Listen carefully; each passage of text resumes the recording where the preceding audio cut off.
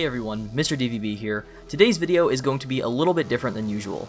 Normally when I review a game, I have finished it before the time of recording. As you can probably tell, however, that's not going to be the case with today's review. Returnal is a very difficult game, and one that I initially had very little interest in playing. Whenever it was shown off at various PlayStation events, I found it to look a bit too arcadey for my taste, with tons of colored orbs flying around on screen. I was still planning on getting the game, being that it's the first genuine AAA PlayStation 5 exclusive, but I was never hooked on it.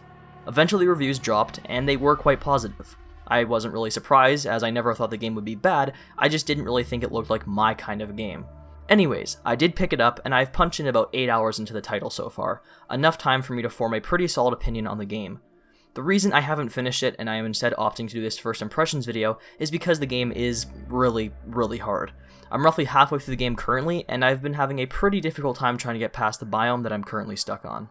For those who are unaware, Returnal is a roguelike game. This means that whenever you die, you will respawn at the starting area of the game without any improvements made to your character. The only way to achieve any checkpoints is to defeat the next boss fight. Making this more difficult, however, is the fact that each time you die, the map will change in its design, completely altering the layouts of the rooms and adding new enemy types.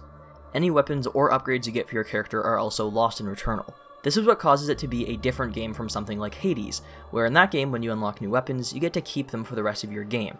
And each time you die, some improvements are made to your character to make your next run easier. Here, your character stats completely reset with every run, and the game doesn't offer any solutions for players struggling with the difficulty. I'm not new to intentionally hard games either, I've literally platinumed Demon Souls, but in a game like that, you at least get to keep your weapons, and you can unlock shortcuts which will cut back the amount of time it takes for you to get to your objective. Souls games aren't roguelikes, but I do think there are some comparisons to be made on the difficulty level.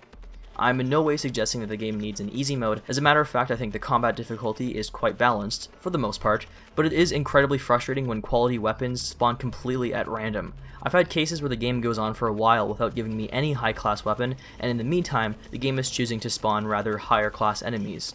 Healing items are also very rare in this game as well. Rather than heal over time, you have to find small green resins that will give you back varying levels of health, or you can use in-game XP to fabricate health kits. That's if you can discover a fabrication room by the time you die.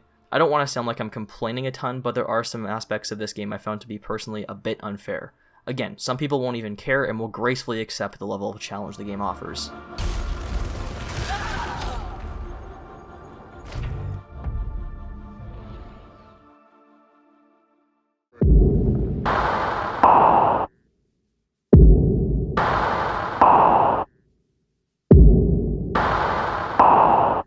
Due to the fact that I'm only around halfway through the game, all of the secrets and backstory of Returnal are yet to be completely revealed, but so far I find the game's narrative rather intriguing.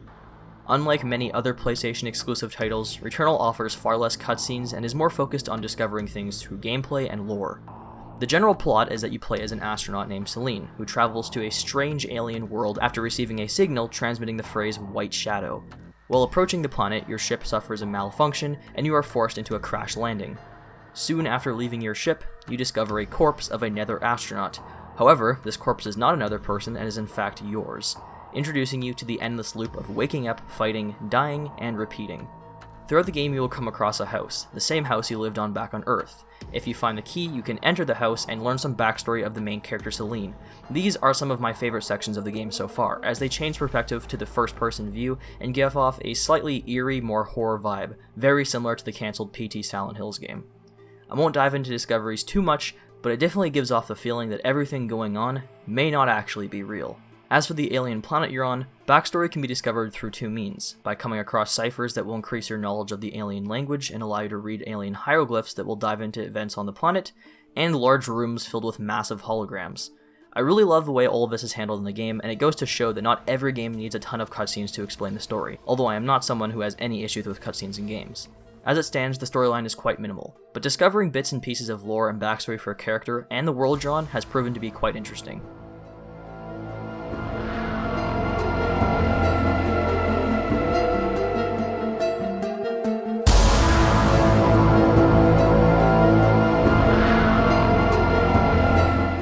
Now let's discuss the gameplay of Returnal. I commented earlier about how when the game was first shown off, I found it to look a little bit too arcade-like for my taste, with a bombardment of flashy orbs flying towards you, and character animations that looked pretty simplistic, with legs flapping around as you run and your arms remaining completely still. It looked like a cross between something like Control and Doom Eternal. I will say that having played the title, gameplay is marvelous. The gunplay is extremely smooth and satisfying, player movement is easy to control, feeling very responsive and never suffering from coming across as sluggish, although I have had a few annoying instances of falling off of ledges. If you kill 3 enemies, your adrenaline level increases, going up to a max level of 5. Each level buffs your character in a different way. For example, level 2 allows you to see a red circle indicating enemies behind walls, while level 3 increases the damage dealt by your melee weapon. Your adrenaline level resets to 0, however, each time you're hit by an enemy or an environmental hazard. As you play, you can also increase your proficiency rate, allowing you to find higher level weapons. This level increases by finding small pickups as well as defeating enemies. Whenever you enter the next biome, you can immediately pick up an item that will raise your level to match the area you're in. Die, however, and your proficiency is set back to 0, and you'll be stuck with the generic pistol until you can find a new weapon. All of this is backed up by what is without a doubt my favorite use of the DualSense controller thus far. Haptics have never felt this good in a game. The feeling of firing weapons, especially ones with a high fire rate, is something too hard to describe, but just know that it feels awesome. The adaptive triggers are used well here as well, but not as much as something like Call of Duty. Here, when aiming a gun, you only press about halfway down on the left trigger. You will feel a bit of resistance that will notify you not to press all the way down unless you want to switch to your alternate fire, an attack that takes a while to cool down but offers a lot of damage. In the game, you get weapons by coming across alien boxes that carry them. Each gun has a number indicating you of its level. It's very easy to quickly compare weapons by looking at the stats that appear on your HUD. Throughout your experience, you can also come across parasites, small creatures that will attach to your suit and offer bonuses to your character, as well as some negatives. For example, you may come across a parasite that lowers your cooldown time for your alternate fire, but at the same time decreases your protection by 10%. You'll always want to take into consideration what matters to you the most in combat. While venturing throughout the map, you can also find different one-time use machines that you can sleep in. One with green lights will heal you or increase your maximum health on your current run, while ones with red will either heal you or damage you, offering a risk-reward factor. It's seemingly small decisions like these that can cost you an entire run in the game. Traversal in the game is good as well. You can dash by tapping the O button on your controller, which allows you to dodge. You can dodge right through enemy attacks without taking any damage, but you'll want to be cautious as there is a short cooldown before you can use it again. As you progress to new biomes and defeat bosses, you will unlock new gear. For example, there's a grappling hook that will allow you to zip across the map and reach areas you previously couldn't. Items like these do stay with you, however, even if you die. The last thing I want to talk about is the bosses. These are the most intense segments of the game. Backed up by the very synthy and somewhat terrifying music, these bosses can be incredibly heart-pounding. Each boss is broken up into 3 phases, each one getting increasingly more difficult. As with each new wave, the boss gets increasingly faster and more tense, throwing more orbs at you and introducing new dangerous attacks. I absolutely love the bosses so far, but like I said, dying and having to restart everything can be really painful. I've had cases where my run goes on for over an hour and then I die. An issue I've heard many people have online is that you can't save during a run. So say you have to turn the game off for some reason or you want to hop on another game, you're going to have to either complete your run or die and restart. You can put your console in rest mode and pick up from where you left off, but that still excludes switching games without losing where you're at.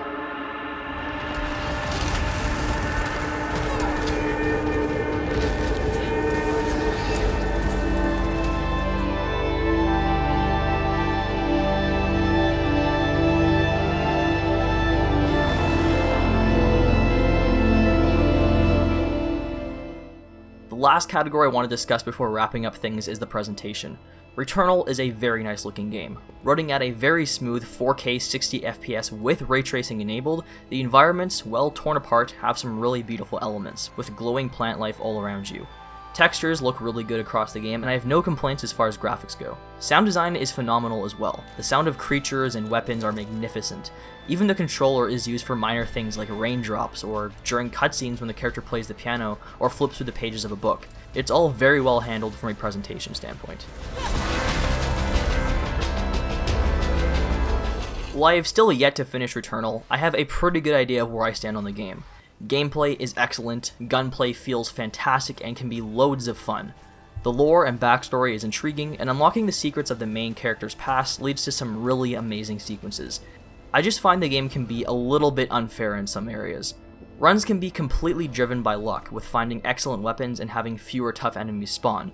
The lack of saving midway through a run can lead to some really annoying situations, especially if you lose power or the game crashes.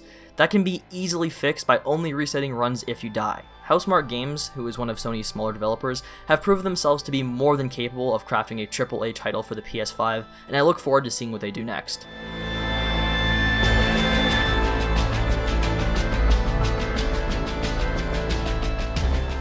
I do plan on finishing the game eventually, but I don't know how long it'll take me. That's why I wanted to get my initial thoughts out now, before the hype around the game potentially dies down.